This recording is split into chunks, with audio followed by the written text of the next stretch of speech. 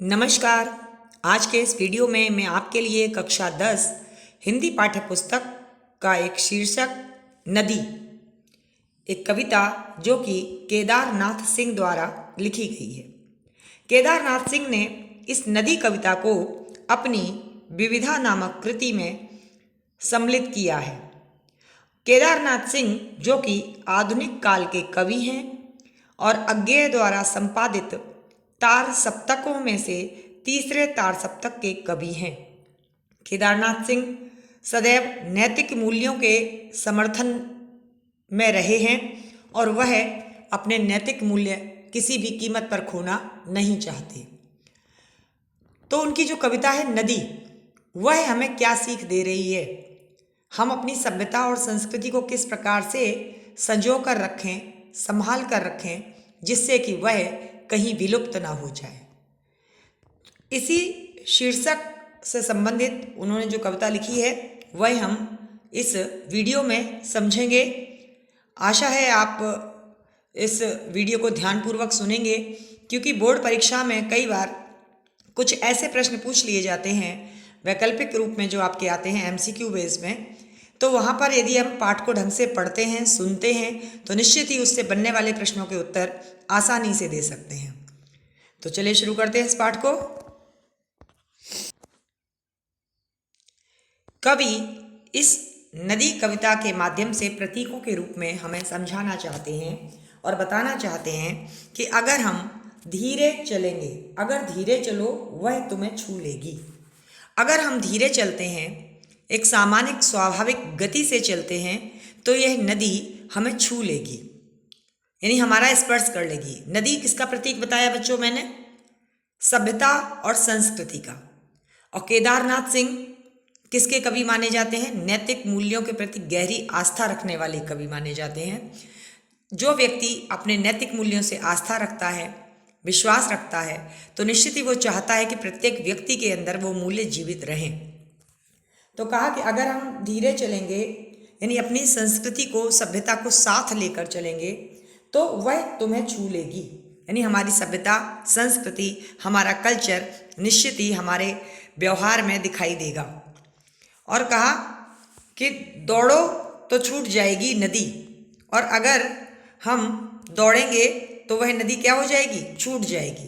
यानी यदि हम आजकल के आपाधापी भरे जीवन में दौड़ते रहते हैं, भागते रहते हैं, हम कह देते हैं हमें पूजा का वक्त नहीं है, हमें भगवान के आगे माथा टेकने का समय नहीं है। क्यों? क्योंकि हम जल्दी में हैं। तो ये जल्दी में कहीं ना कहीं हम अपनी आस्था से, विश्वास से खिलवाड़ कर रहे हैं, अपनी सभ्यता को भूलते जा रहे हैं कि हमें अपने माता पिता के पैर छूते हुए निकलना चाहिए, जहाँ जाएं बड़े लोगों का आशीर्वाद लेना चाहिए। ये भी हमारी सभ्यता और संस्कृति है। और बहुत सारे लोग कहते हैं जल्दबाजी में हम आपसे नमस्ते करना भूल गए। तो कुछ छोटे छोटे संस्कार होते हैं जो नैतिक मूल्यों के विषय में जानकारी देते हैं। तो कहा कि जो व्यक्ति अगर जल्दी दौड़ेगा तो वह नदी छूट जाएगी, वह नदी अर्थात सभ्यता और संस्कृति छूट जाएगी। आप धीरे धीरे अपने नैतिक मूल्यों को खो देंगे। और कहा कि अगर ले लो साथ, अगर ले लो साथ तो क्या होगा? अगर ले लो साथ, वह चलती चली जाएगी कहीं भी। और अगर आप कितनी भी जल्दबाजी में हैं, लेकिन उस सभ्यता और संस्कृति को अपने साथ लेकर चलते हैं, जहां आप जाते हैं आप लोगों से प्रणाम करते हैं, उनको नमस्कार करते हैं, सत्य की प्रतिष्ठा रखते हैं, तो निश्चित ही लोग ये समझ सकते हैं कि ये इस व्यक्ति के अंदर इसका भारत, इसकी सभ्यता, इसकी संस्कृति जीवित है। वह चलती जाएगी कहीं भी, यहाँ तक कि कबाड़ी की दुकान तक। यानी कि वह आपके साथ कबाड़ी की दुकान तक भी चलने को तैयार है। कौन? आपकी सभ्यता और संस्कृति। लेकिन बस उसको क्या चाहिए? उसका आपका साथ चाहिए। आप इतनी हड़बड़ी में न रहें कि आप अपनी सभ्यता और संस्कृति को भूलते जाएं, अपने त्योहारों को भूलते जाएं, अपने बुजुर्गों के दिए हुए संस्कारों को भूल जाएं। ऐसा आपको नहीं करना है। तो कहने का मतलब है कि यदि तुम धीरे धीरे उसके साथ यात्रा करोगे, चलते जाओगे, अपनी सभ्यता से जुड़े रहोगे, तो निश्चित ही एक दिन ऐसा आएगा कि तुम किसी भी दिशा में जाओगे, वह नदी, वह संस्कार तुम्हारे साथ नहीं छोड़ पाएंगे।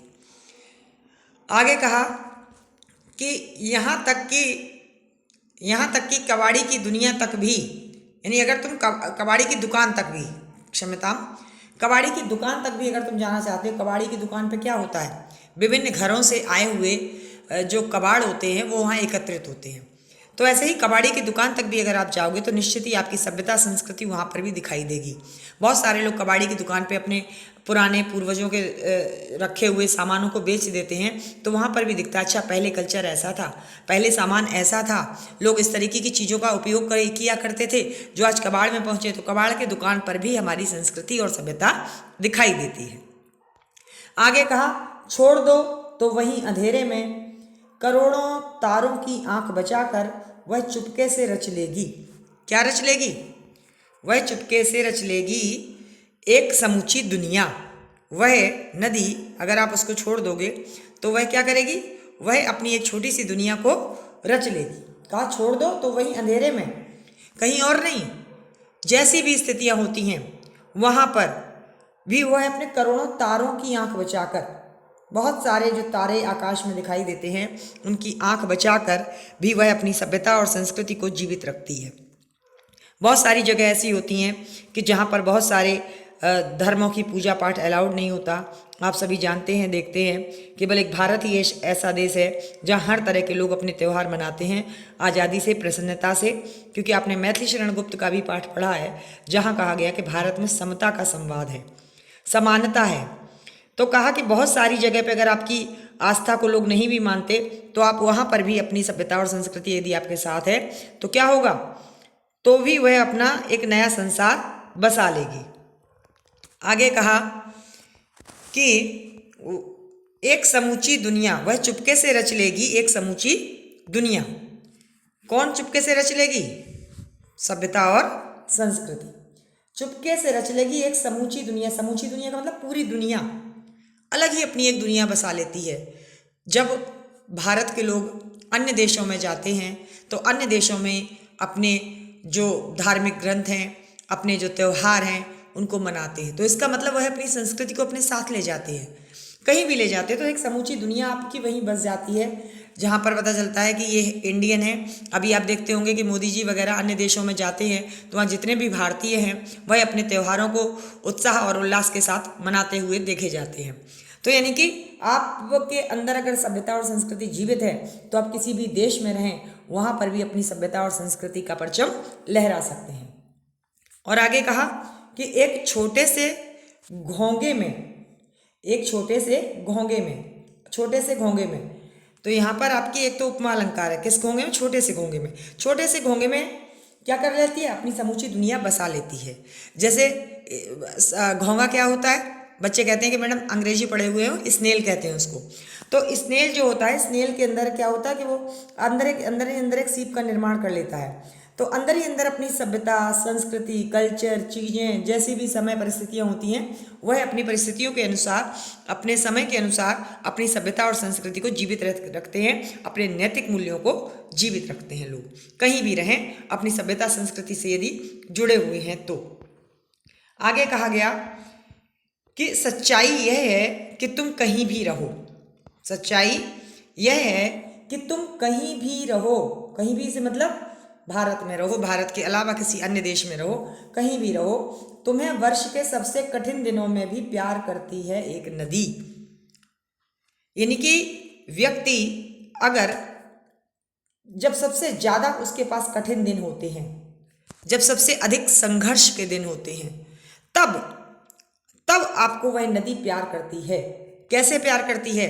यानी कि जब आपके पास कठिन समय हो तो हमारे नैतिक मूल्यों में चीज़ें आती हैं कि सत्य का पालन करो, धैर्य रखो, बुरा समय हमेशा नहीं रहेगा। ऐसे कुछ शब्द जो हमारे पूर्वज हमसे कहते रहते हैं और ये हमें एक नई प्रेरणा देते हैं कठिन समय को व्यतीत करने में।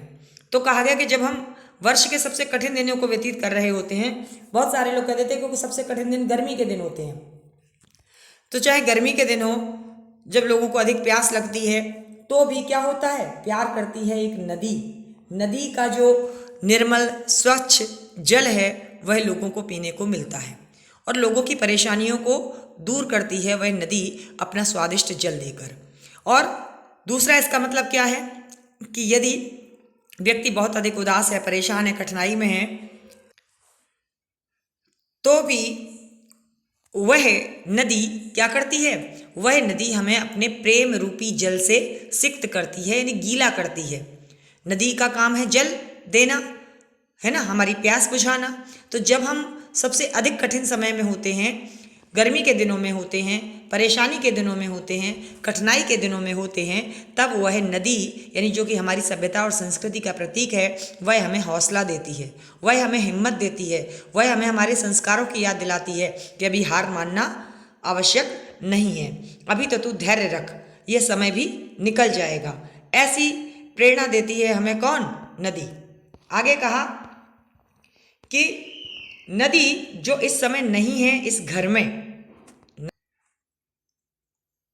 नदी जो नहीं है इस समय इस घर में, इस घर से मतलब क्या है कि यानी कि वह नदी, वह सभ्यता, वह संस्कृति जो कभी कभी हमें अपने अपने घरों में नहीं दिखाई देती। हम मॉडर्न हो जाते हैं और मॉडर्न होने के कारण बहुत सारी अपनी पुरानी चीज़ों को अपने जीवन से दूर कर देते हैं कि अब इनका क्या उपयोग है। वो सब चीज़ें प्रतीक होती हैं हमारी सभ्यता और संस्कृति की। तो कहा कि जो इस समय घर में नहीं है पर होगी जरूर कहीं ना कहीं किसी चटाई या फूलदान के नीचे। तो कहने का मतलब ये है कि जो सभ्यता संस्कृति अगर हमें इस समय अपने आसपास नहीं दिखाई दे रही विद्यमान, तो लेकिन इसका मतलब ये नहीं कि सभ्यता और संस्कृति मर गई है, खत्म हो गई है, समाप्त हो गई है। कहने का तात्पर्य यह है कि निश्चित ही यह सभ्यता और संस्कृति कहीं ना कहीं अवश्य होगी, किसी चटाई या फूलदान के नीचे। यानी चटाई या फूलदाने के नीचे से तात्पर्य क्या है कि यह नदी जो है, किसी चटाई में कोई ना कोई कलाकारी होगी, लोगों ने कोई बढ़िया सुंदर फूल बनाया होगा, कोई बेल बनाई होगी, उससे भी हमें अपनी सभ्यता और संस्कृति का पता चलता है कि इस तरह की कलाकारी कहाँ होती है, ये हस्तकला कहाँ की है। तो यह भी हमारी सभ्यता और संस्कृति को जीवित रखती है। आगे कहा यह फूलदान के नीचे, फूलदान जो बनता है, फूलदान के आसपास भी आपने देखा होगा नक्काशी की जाती है, उसमें बहुत सुंदर सुंदर बेल फूल पत्तियां बनाए जाते हैं। तो वह भी कहीं ना कहीं की सभ्यता और संस्कृति का प्रतीक होते हैं, जो हमारे घर में ही होते हैं और हमें दिखाई नहीं दे रहे होते हैं। आगे का चुपचाप बहती हुई कभी सुनना, वह नदी चुपचाप हमारे आसपास बह रही होती है और हम उन चीज़ों की कीमत नहीं समझ पाते और हमें यह लगता है कि ये जो चीज़ें हैं ओल्ड फैशन है, अच्छी नहीं है। आजकल लोग क्या करते हैं, उन पुरानी चीज़ों को ही एक नया रूप दे देते हैं। तो कहते हैं जब सारा शहर सो जाए, जब सारा शहर सो जाए, कहने का मतलब ये है कि जब प्रकृति शांत हो जाए, अर्थात सारा शहर गहरी नींद में सो जाए, तो किवाड़ों पर कान लगा धीरे धीरे सुनना।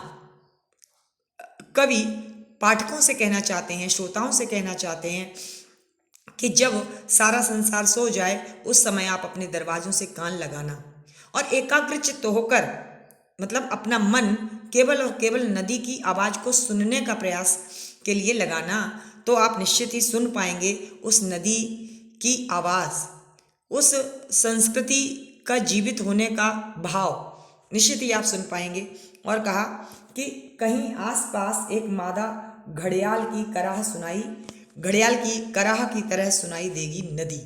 अर्थात कहीं आसपास, यानी आपके आसपास ही बहुत सारी चीज़ें ऐसी होंगी, बहुत सारी मधुर ध्वनियाँ ऐसी होंगी जो निश्चित ही हमारे नदी की तरह सभ्यता संस्कृति को हमेशा आगे की ओर प्रसारित करती हैं, प्रवाहित करती हैं, बहाती रहती हैं, आगे ले जाती हैं। एक मादा घड़ियाल की कराह की तरह, अब मादा घड़ियाल की कराह की तरह यहाँ पर भी उपमा अलंकार होगा कि यानी उसकी सभ्यता और संस्कृति को बताया गया किसके समान हमारी सभ्यता और संस्कृति कराह रही है, मादा घड़ियाल की तरह।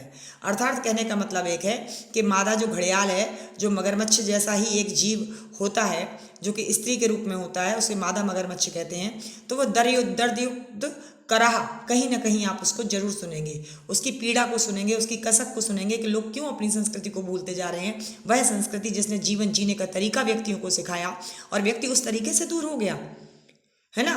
तो सुनाई देगी नदी, यानी तुम्हें तब हमारी सभ्यता और संस्कृति किसी न किसी रूप में तुम्हें दिखाई देगी कि हमारी संस्कृति, हमारी सभ्यता अभी जीवित है, हमारे आसपास है।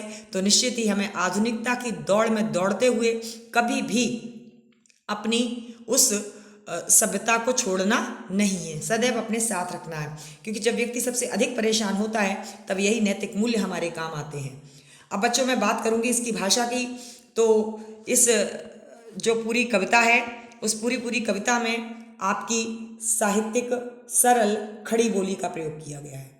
अगर शैली की बात करूं तो शैली बच्चों इसमें प्रतीकात्मक शैली है। क्या प्रतीकात्मक शैली है कि पूरी नदी को, जो शीर्षक है इस कविता का, उसको प्रतीक के रूप में, किसके प्रतीक के रूप में, सभ्यता और संस्कृति के रूप में बताया गया है।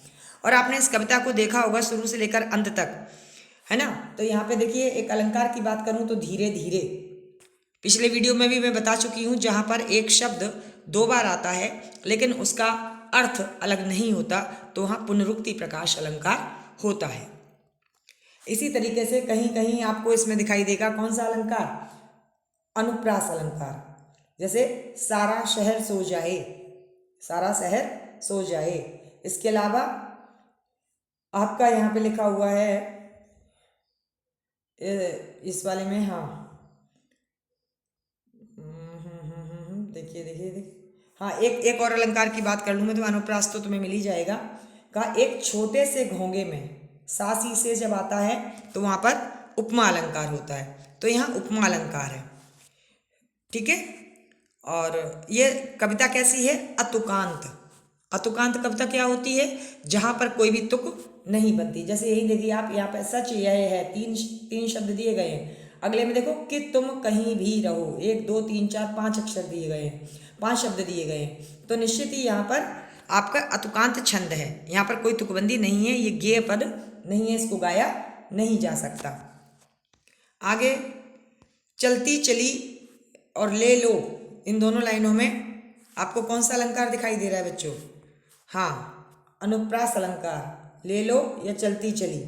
ऐसे ही कि कबाड़ी, ऐसे ही कुछ शब्द होते हैं कि जहाँ एक अक्षर एक से अधिक बार आता है, शुरुआती शब्दों में एक समान अक्षर मिलते हैं, तो वहाँ पर अनुप्रास अलंकार होता है।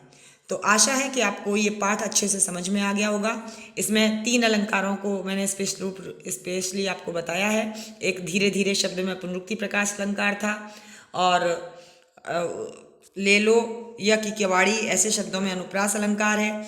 और इसके अलावा यहाँ पर मानवीकरण अलंकार भी है, और साथ ही साथ प्रतीक के रूप में नदी को बताया गया है।